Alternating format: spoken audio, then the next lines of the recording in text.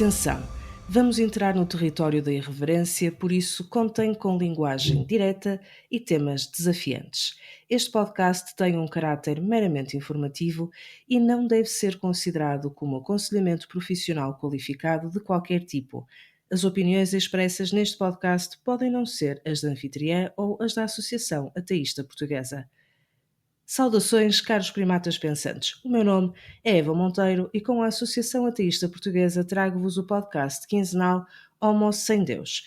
Aqui desmontamos crenças com humor, exploramos histórias pessoais de ateus e desafiamos tabus numa sociedade cada vez mais dividida pelas crenças religiosas.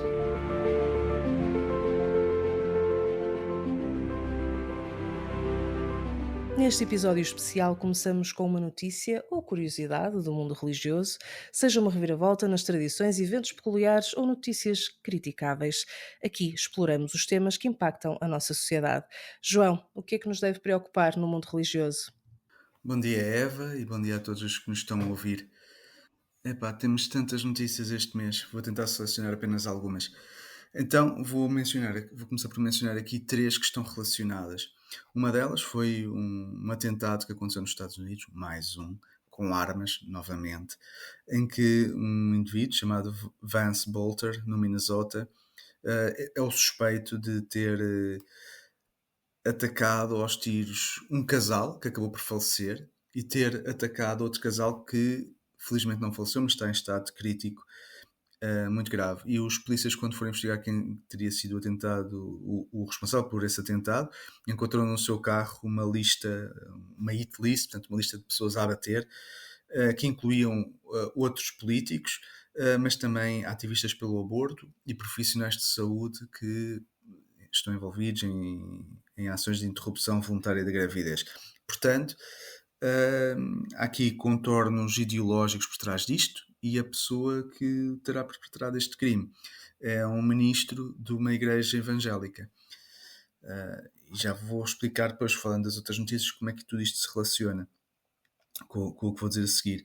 É que o Guardian traz uma notícia em que diz que os homens se têm dedicado à abstinência, à prática da abstinência, e que só praticam o sexo depois do casamento, depois não estão preparados para a sua prática conjugal. E, portanto, isto tem efeitos nefastos na vida pessoal de cada um e na vida conjugal, portanto, do casal. E normalmente isto acontece também em meios anglo-saxónicos e principalmente em meios muito religiosos, muito católicos, mas principalmente, mais uma vez, no meio evangélico. E depois a terceira notícia que eu trago é de um rapper iraniano que foi condenado à morte no Irão por heresia, por criticar o regime teocrático do Irão, insultar Maomé e por promover conteúdos obscenos. O que é que une estas três notícias aparentemente tão dispares? É porque quando se fala da religião, as pessoas têm tendência a dizer que a religião até faz sentido, tentam olhar para o lado benévolo da religião, que é um elemento agregador das pessoas, da comunidade, que alguns, apesar de reconhecerem que na sua base estão mentiras ou estão coisas pouco factuais, que há alguns aspectos benéficos por trás da religião e que é um elemento de paz e tudo isso, mas depois vamos a ver as notícias do dia a dia e o que encontramos é tudo o oposto disso.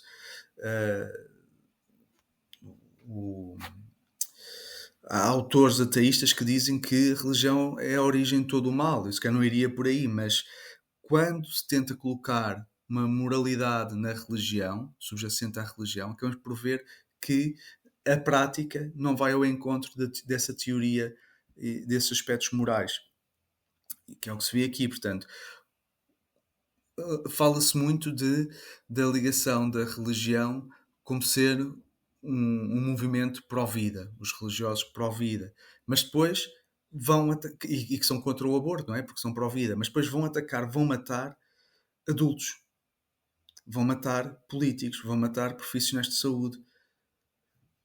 Isto deve-nos fazer pensar um bocadinho sobre tudo isto. E depois é aquele efeito nefasto que tem na vida das pessoas, que é no caso da sexualidade. quando vivemos num meio religioso, conservador, opressivo, obviamente que não vivemos na fase de adultos, quando se chega a adultos, não se consegue viver a sexualidade na sua plenitude. E isto é algo que nos afeta e que não é bom. E as pessoas depois que estão nestes meios têm de procurar um aconselhamento, ajuda psicológica para se conseguirem sentir integrados na sociedade e integrados na sua vida conjugal. E a mesma coisa relativamente a condenações de pena de morte. Mais uma vez, só por se criticar um profeta, só por se criticar um momento de uma religião ou um governo que é teocrático, passa-se logo para a pena de morte. Portanto, onde é que está aqui a religião da paz, onde é que está aqui a religião da tolerância, do perdão, etc., que supostamente caracteriza essas três religiões abrâmicas.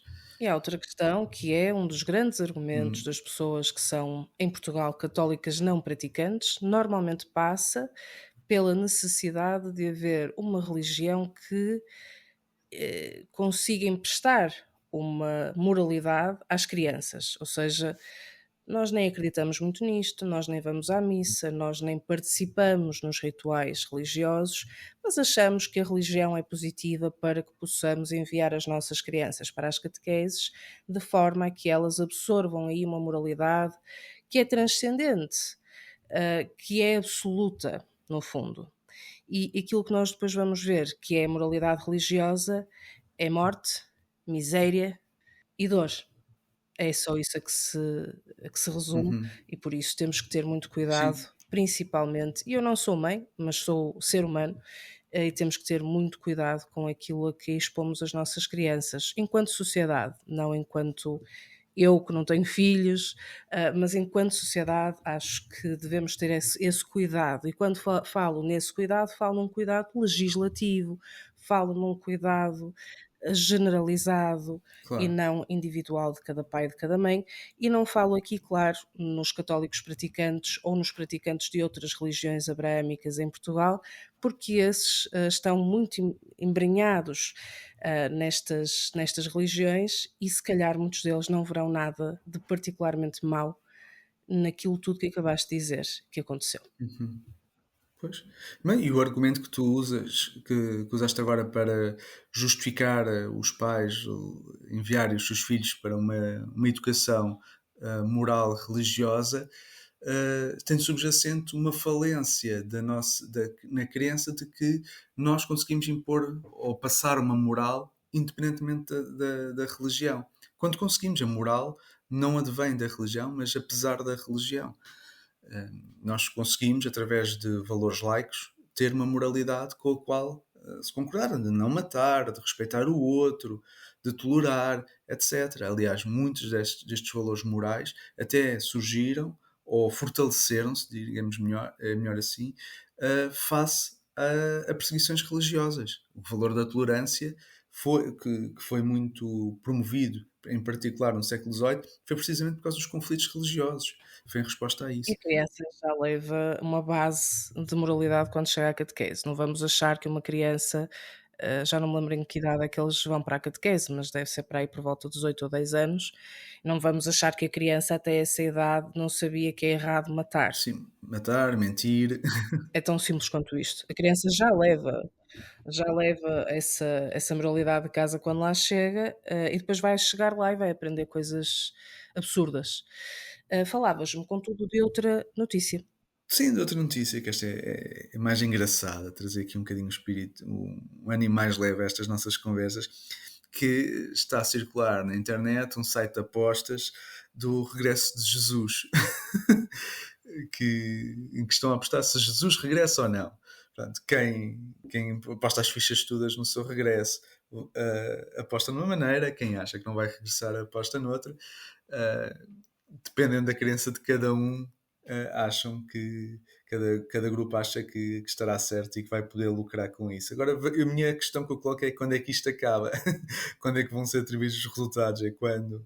Exatamente, recebes muito mais se fores, votar no sim e se concretizar, como é evidente, porque a probabilidade é muito mais baixa do que se votares no não.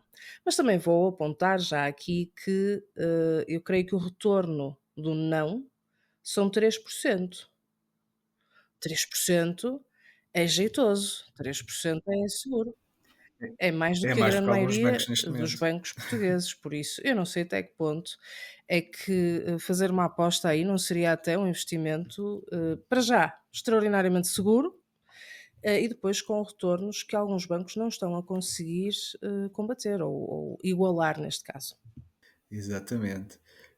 Posso dizer que, passando a publicidade, não sei se podemos fazer isto ou não, que podes encontrar esse site de apostas no Polymarket.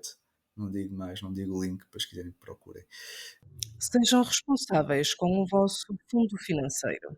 Sim, sim. Não percam dinheiro nestas coisas. Sim. Fizeste bem, fizeste bem. Que também sou contra estas coisas das apostas. Bom, quando falámos da eleição deste novo Papa, do Papa Leão, eu fui muito cauteloso relativamente ao que é que estaria para aí. Pronto, tinha uma expectativa, uma determinada expectativa, mas fui cauteloso e disse, pá, vamos esperar para ver, porque não...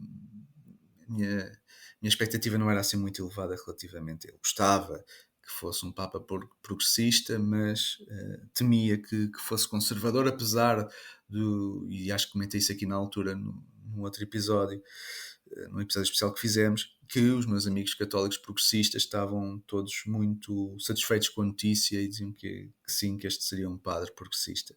Bem, ver para crer, como se costuma dizer, e as notícias mais recentes começam a indiciar que a minha cautela relativamente a este assunto estava correta, porque o Papa já foi falar sobre o seu conceito de família, que assenta no casamento entre homens e mulheres, e que só isso é que é o verdadeiro casamento, portanto presume-se daí que a família normal para ele seria a família tradicional.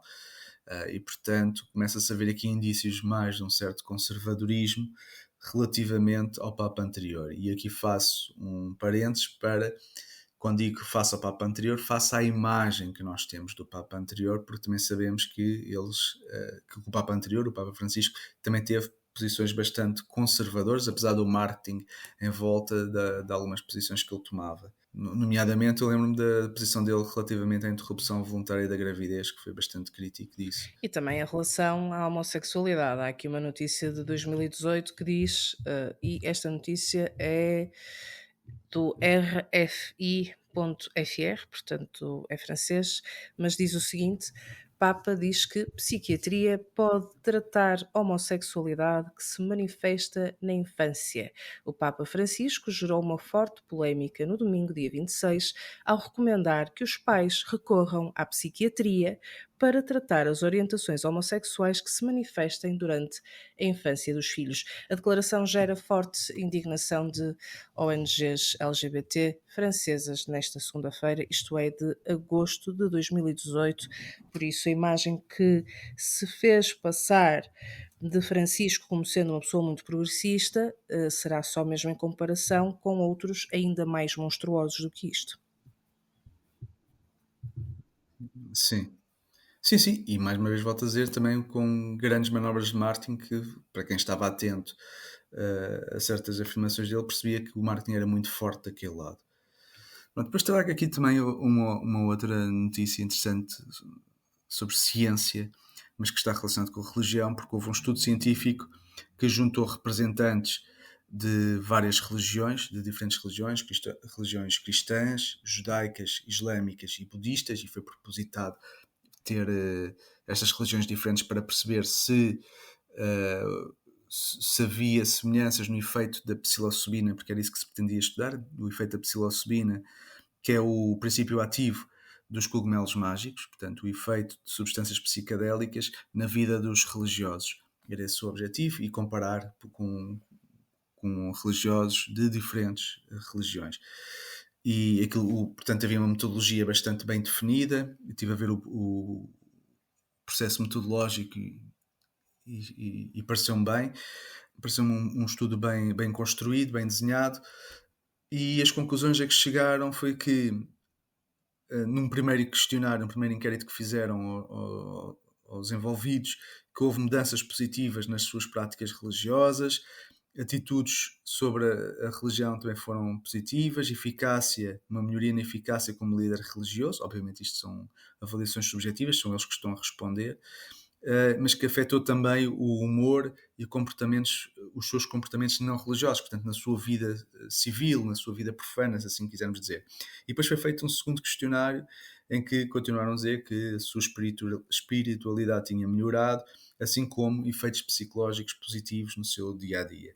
Portanto, entre o primeiro questionário e o segundo questionário, ou seja, depois de uma primeira toma e um tempo mais alargado depois dessa primeira toma, que que os efeitos foram prevalecentes.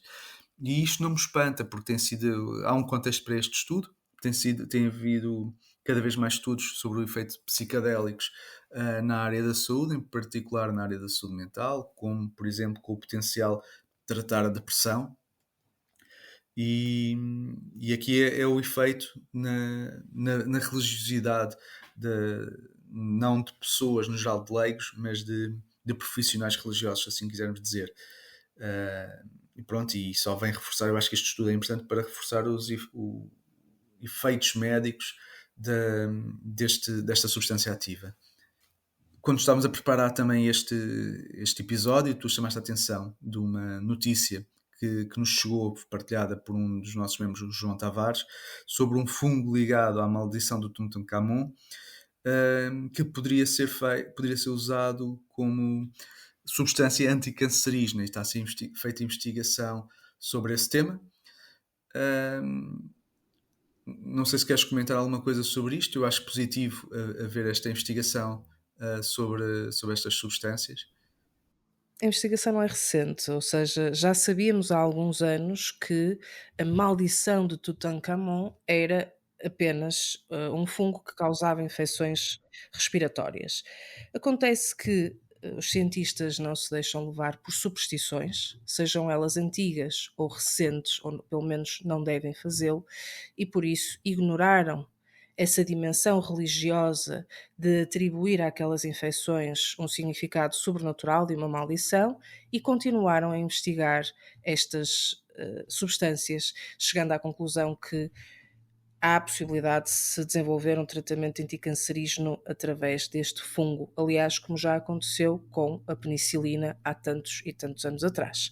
Ou seja, aqui o objetivo do João Tavares, quando partilhou esta informação connosco, foi questionar e se eles tivessem sucumbido à ideia religiosa, à superstição.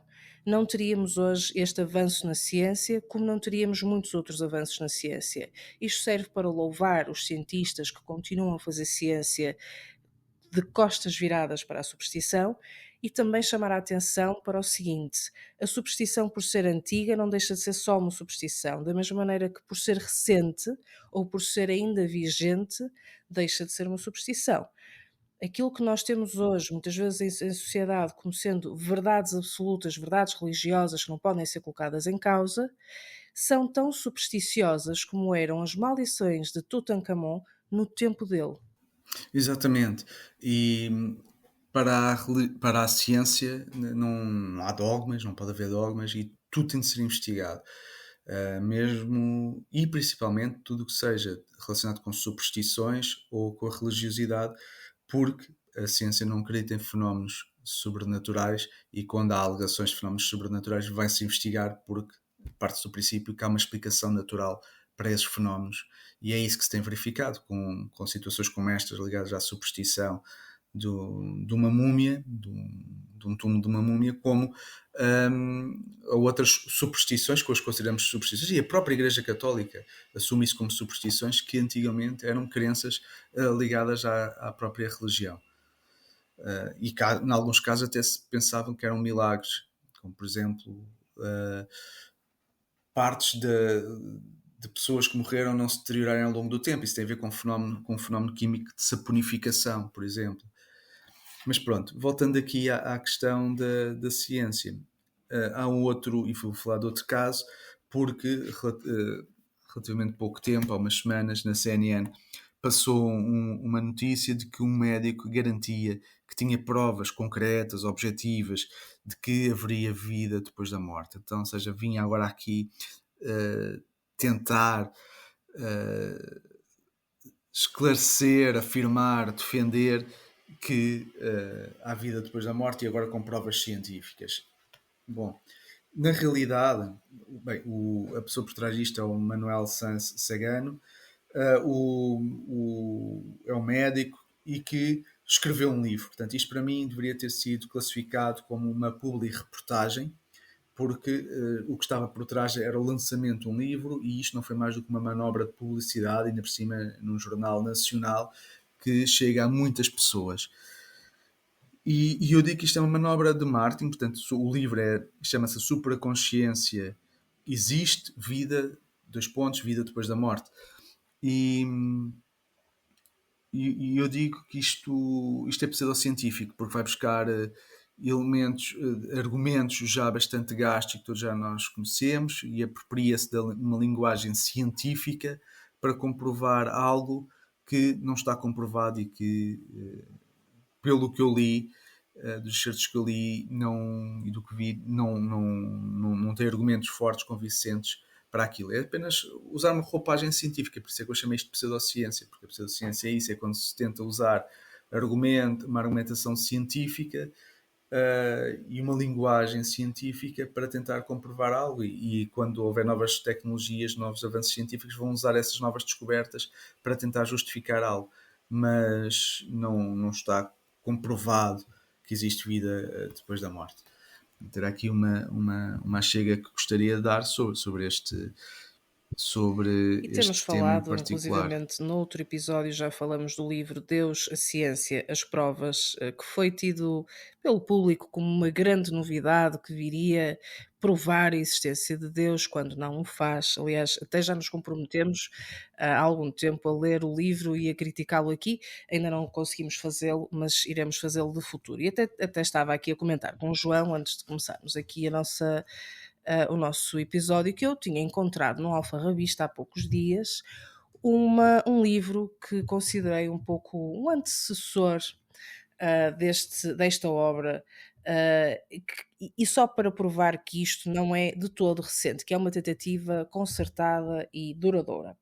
O livro chama-se Deus, o Homem e o Universo, colaboração conjunta de 18 cientistas com a direção de Jacques de Bivot de La Sodé. Eu vou só ler aqui duas linhas que achei engraçadas, que são as primeiras linhas da introdução. A primeira edição deste ensaio sobre Deus, o Homem e o Universo, publicada em 1950, era uma atualização do ensaio do meu Suma Católica contra os Sem Deus, somos nós, já agora, editada em 1937, sob a direção e com a introdução de Ivan Kologrivov. Acrescentaram-se então alguns capítulos e suprimiram-se outros. E os restantes, que já faziam parte da referida suma, foram postos em dia. A ciência avança, a religião, quando não a consegue impedir, imita. É só isso que a religião faz.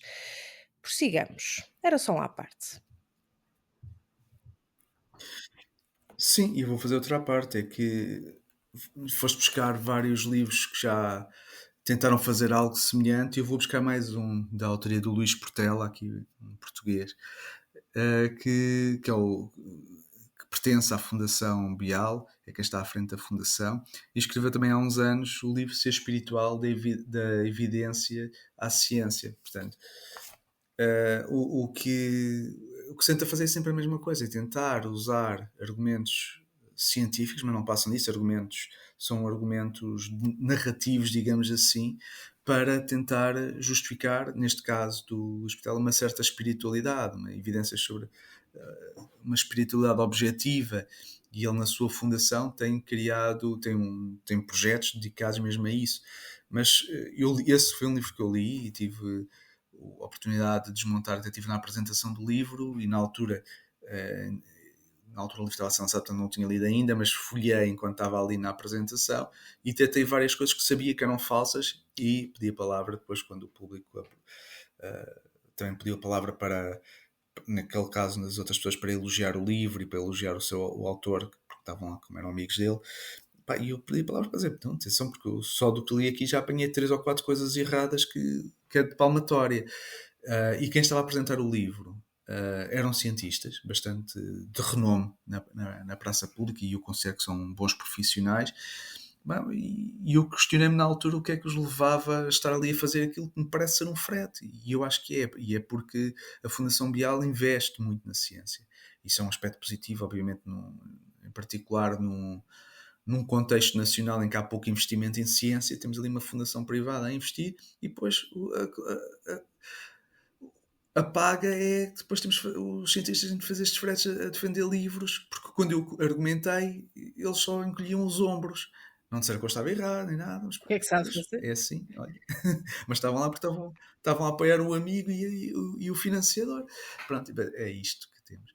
Estas são as mesmas pessoas, João, que depois, quando tu começas a identificar essas incongruências, esses erros, te respondem o quê? Pois, mas a ciência não consegue explicar tudo.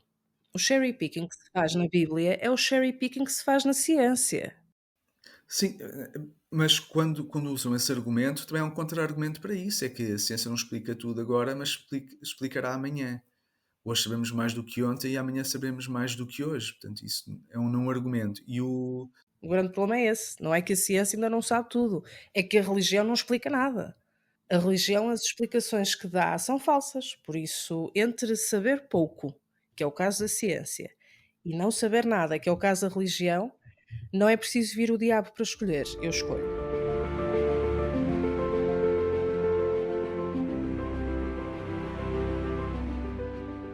Queridos primatas pensantes, se estão a gostar deste episódio, sigam-nos nas redes sociais da Associação Ateísta Portuguesa para mais conteúdos exclusivos. E para se manterem atualizados, visitem aateistaportuguesa.org. E não se esqueçam de deixar uma avaliação de 5 estrelas na vossa plataforma de podcasts preferida. Ajudem-nos a chegar a mais ouvintes.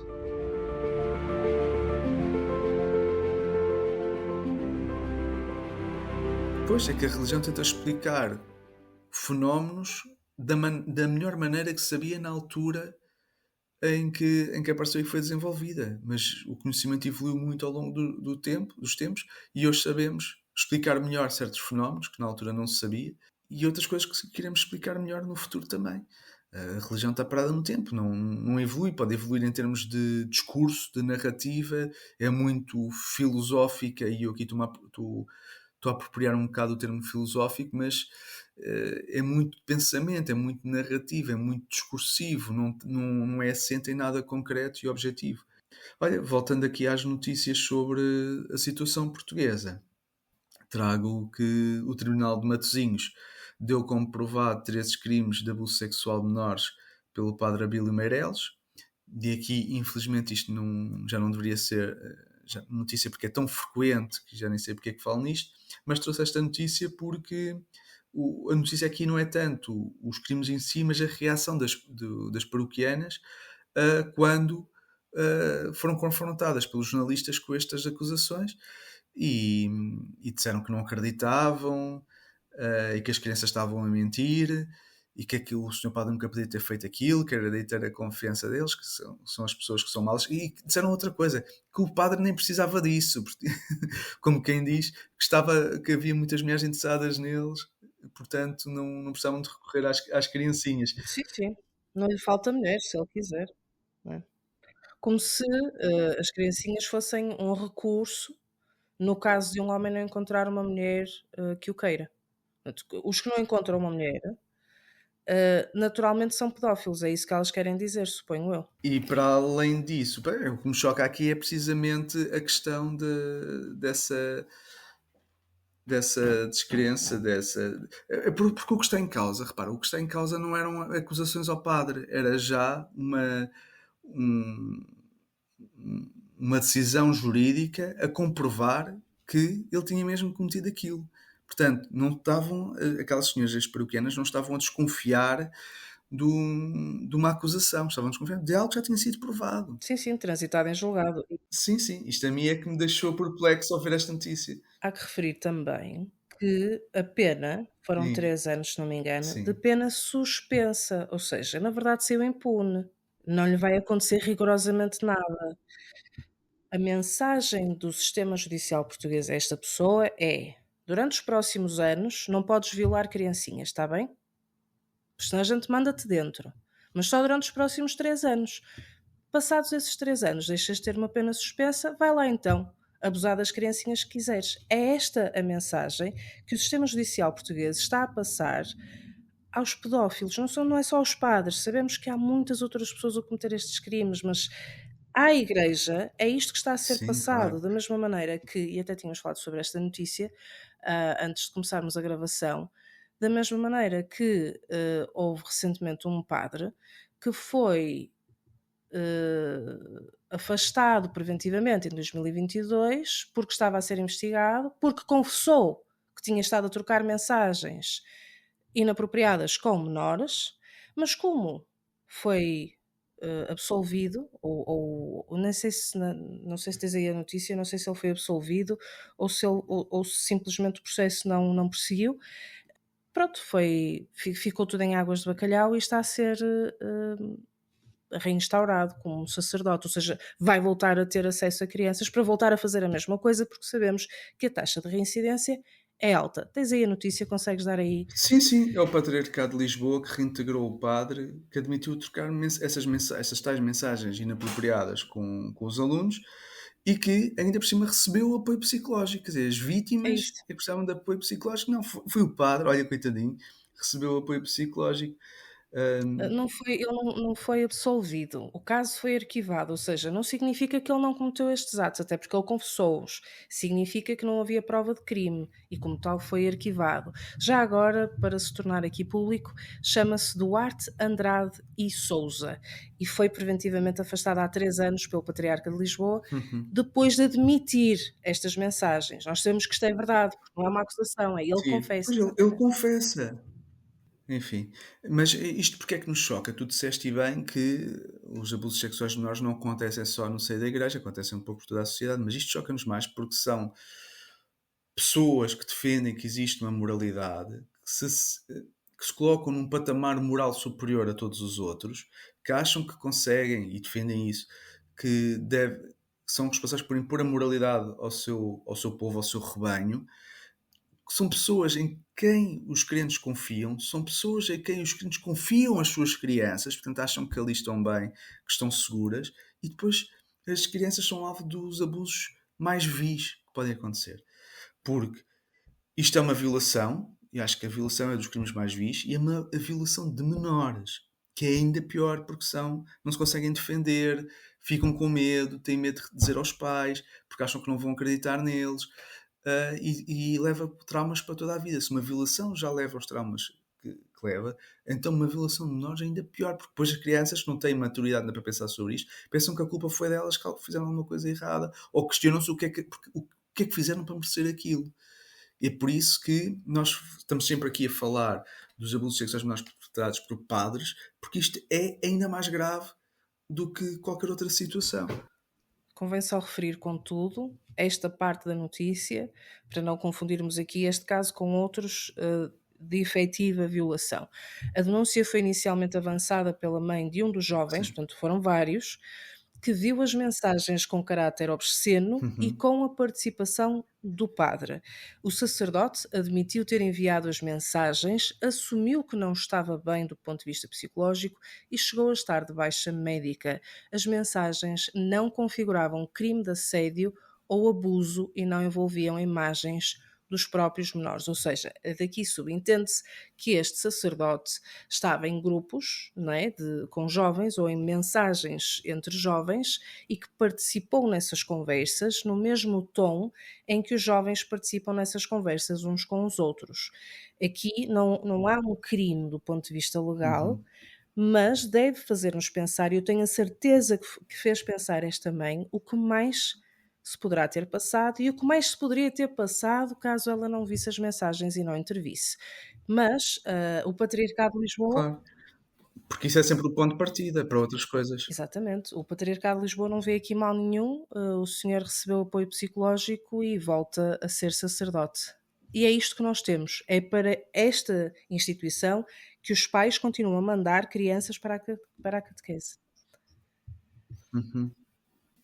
Agora passando para casos com adultos, porque o Dom Carlos Azevedo, bispo do Porto em Roma, está a ser investigado pelo Vaticano por alegações de assédio sexual que tiveram lugar na década de 80, quando ele era padre no Porto. Portanto, aqui mais uma vez, aqui é mais hipocrisia. Aqui, se comprovar isto, no caso de assédio, é crime.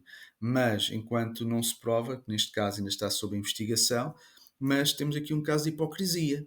Temos um caso de hipocrisia porque é algo que eu condeno na Igreja enquanto instituição há muito tempo, que é o voto de castidade e que os padres não se podem envolver com outras pessoas e depois leva a situações destas. E que, mais uma vez, apregam uma coisa e fazem outra, é nesse sentido que é a hipocrisia. E para terminar aqui as notícias, vamos falar de um caso completamente diferente, mas que também já temos falado dele, de casos idênticos aqui, por isso é que retomo este tema, que tem a ver com a habitação ilegal em Loures, em que 60 pessoas habitavam em casas com apenas 2 casas de banho e 2 cozinhas, portanto viviam pessoas muito apertadas, em condições indignas. E o que é que isto tem a ver com a religião? Porque os 2 edifícios eram propriedade da Igreja Evangélica Assembleia de Deus. Portanto, uma vez mais, a hipocrisia, porque defendem que se deve ajudar as pessoas, mas depois submetem a pessoas a questões, a situações, em contextos que não são nada dignos, que não estão relacionados com a dignidade humana, e há um aproveitamento com fins lucrativos. Portanto, mais uma vez, que é uma ideia que eu não gosto de associar à Igreja, mas cada vez mais se vê isto, tanto na Igreja Católica como nas igrejas evangélicas, que é a religião como ferramenta para obter lucro. E, portanto, quando pensamos que a religião fornece serviços de espiritualidade, como estamos a falar no início desta conversa, que é para dar uma certa tranquilidade às pessoas, dar respostas a certas questões filosóficas que tenham, mas na realidade isso é tudo acessório, porque o que interessa é o lucro e cada vez mais isso está visível, seja por negociatas dentro da Igreja Evangélica, seja também pela Católica, como já falámos aí em episódios anteriores.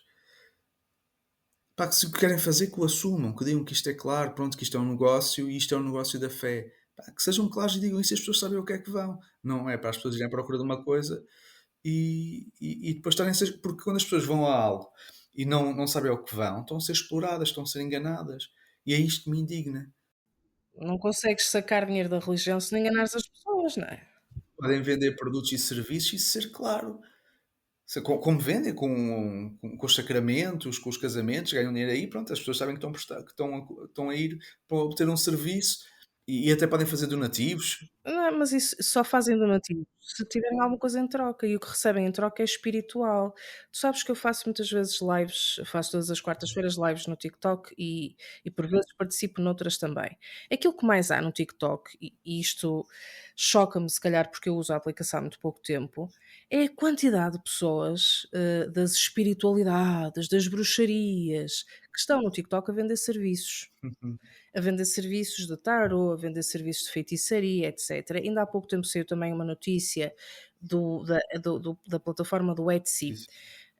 que proibiu a venda desse tipo de serviços e eles Sim, continuam a ser vendidos por lá, portanto tu vais à Etsy, pagas 10 € para a pessoa lançar um mal olhado e vai acontecer qualquer coisa de mal à tua sogra, quer dizer, coitada da tua sogra, mas, mas estás a ver sim, a ideia, quer dizer, aqui é a mesma coisa, a pessoa não está a sim. vender as velas e o boneco de voodoo. A pessoa está a vender a ideia de que, do ponto de vista metafísico, transcendental, é capaz de prejudicar outra, ou fazer bem a outra, ou resolver um problema. A mesma burla, porque isto é uma burla, acontece na Igreja Católica Uhum. quando se acha que se vai mandar rezar uma missa pelas alminhas e que isso vai tirar as alminhas do purgatório. Sim. Eu, para mim, não vejo diferença entre isso e superstição. Pessoas que vão É a mesma coisa. à bruxa ou feiticeiro ou o que é que for para colocar umas velas para pedir que o amor volte, que vingança pela pessoa que atraiu, o que quer que Aliás, seja. não É vai há isso. muito tempo eu fiz um Não, especial não vejo. sobre o livro de São Cipriano, numa visão mais antropológica da coisa, hum, E de repente, há um Uhum. comentário em que me dizem: "Ah, por favor, ajuda-me a ver se tem algum feitiço aí, para eu fazer com que o meu noivo se case comigo ainda este ano e me faça as vontades todas". E tu vês perfeitamente que o tipo de pessoas que procuram este tipo de serviços são tóxicas. Agora, isso é diferente de ir à Santa Rita levar um Sim, raminho e fazer uma promessa que se casarem deste ano, vai lá a pé. É a mesma mesma coisa. coisa, só que uma coisa é considerada superstição por quase Mesma todos coisa. e a outra é quase que, E não a outra é é, religião. liberada pela mentalidadezinha, do ser humano que já se habituou à religião, porque esta em particular tem 2000 anos. É muito antigo, então ia estar este tempo todo a Uhum. pessoal a acreditar nisto sem ser verdade? Sim, Muito bem. Então, agora passamos aqui à sugestão de livro que eu tento trazer em todos os episódios. Desta vez não trago um livro sobre religião, trago um livro intitulado Sobre a Tirania, 20 lições do século XX, da autoria de Timothy Snyder. E porquê é que eu trago este livro agora?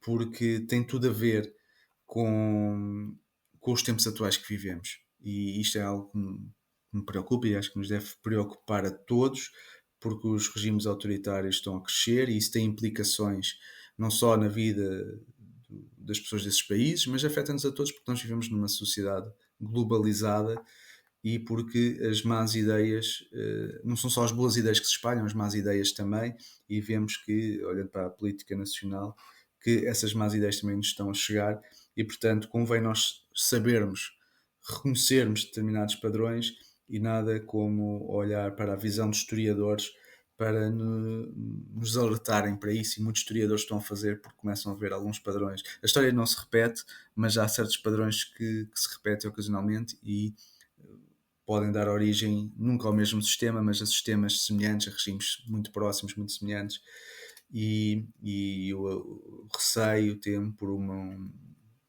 rumo mais conservador e se calhar pior do que isso, autocrático a nível nacional e se calhar até a nível europeu e portanto convém estarmos atentos e mobilizados para evitar que isso aconteça, porque eu acho que algo que une os livros pensadores e pessoas com uma visão humanista como nós é que se preocupam com uma democracia, querem uma democracia forte e isso pede o envolvimento de todos nós no dia a dia, nas mais diferentes esferas, não, seja a nível político, seja a nível associativo, seja no dia a dia, seja no emprego, seja onde for.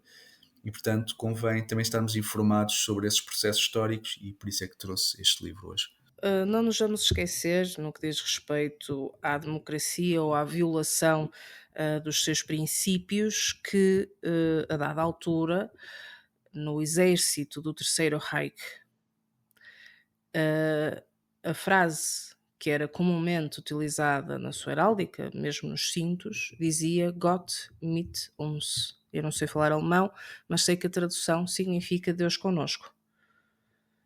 Os maiores regimes Uhum, que acabaram em alturas-chave da humanidade, que acabaram com as democracias ou que as combateram, todos eles estavam interessados numa de duas coisas: na religião que já estava instaurada ou em instaurar um culto à personalidade que é o mesmo que a religião, só muda o alvo uhum. da reza, o alvo da adoração.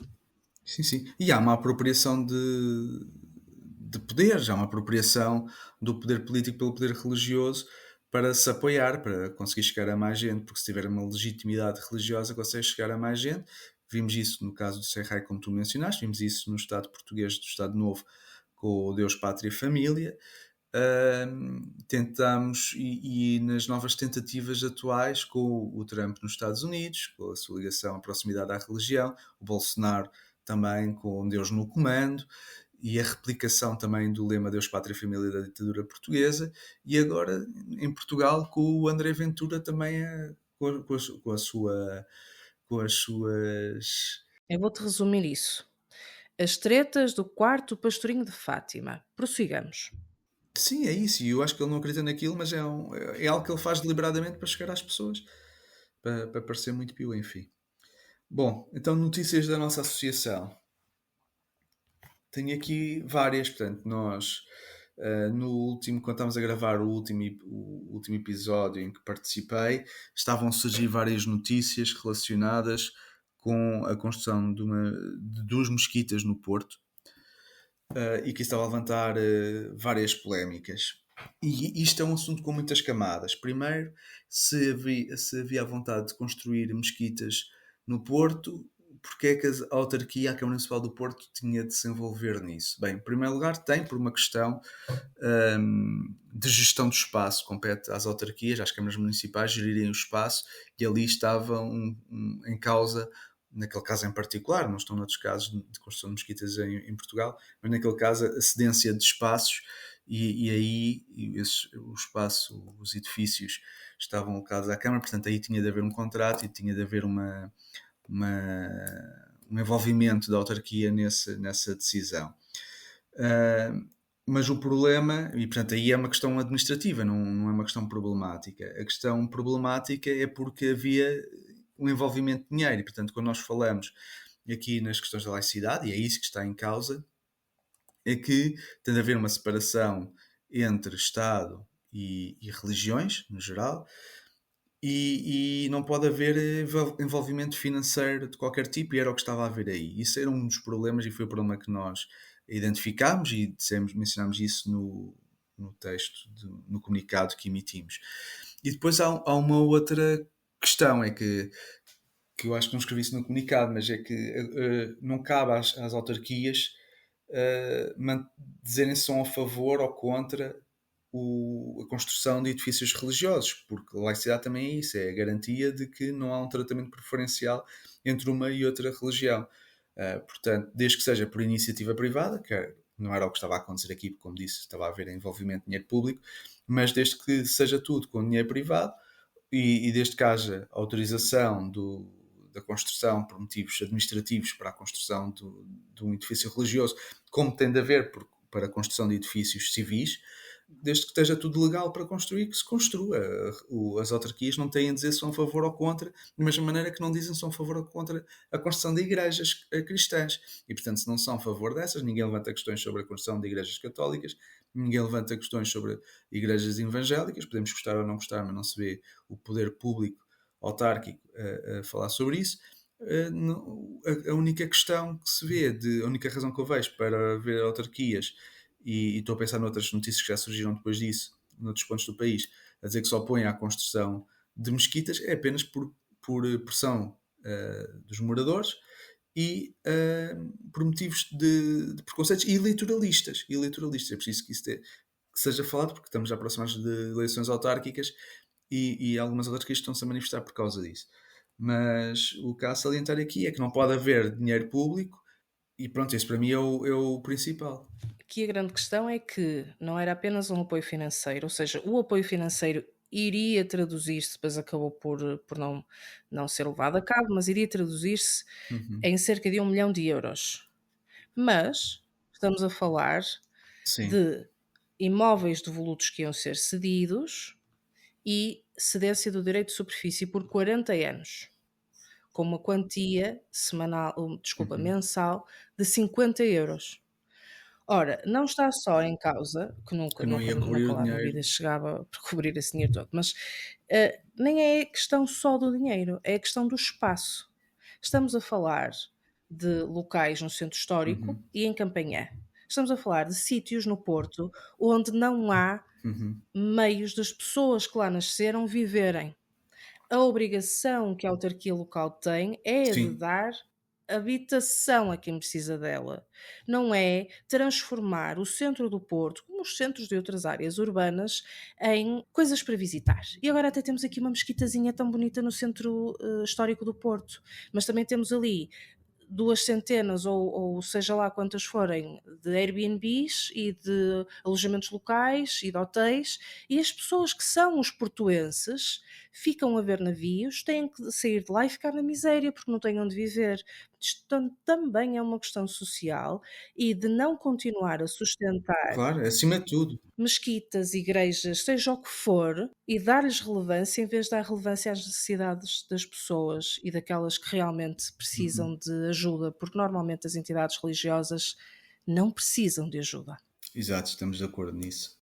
Outro texto que escrevemos, que não foi em forma de comunicado, foi no blog, mas que acho importante também ressalvar nesta altura, foi de um comunicador de ciência brasileiro, o Pirula, é conhecido como Pirula, que está ativo nas plataformas digitais há muito tempo a fazer divulgação de ciência, que teve um AVC e que nós transmitimos aos seus seguidores, tanto portugueses como brasileiros, porque ele era brasileiro, uma mensagem de apoio e de votos de recuperação rápida e que espero, agora aos dias de hoje, que ele esteja a recuperar rápido e, portanto, também gostava de usar aqui o nosso podcast como plataforma de transmitir essa opinião e é uma das maneiras de mostrar que, uma vez mais, a comunidade portuguesa e brasileira estão unidas, neste caso em defesa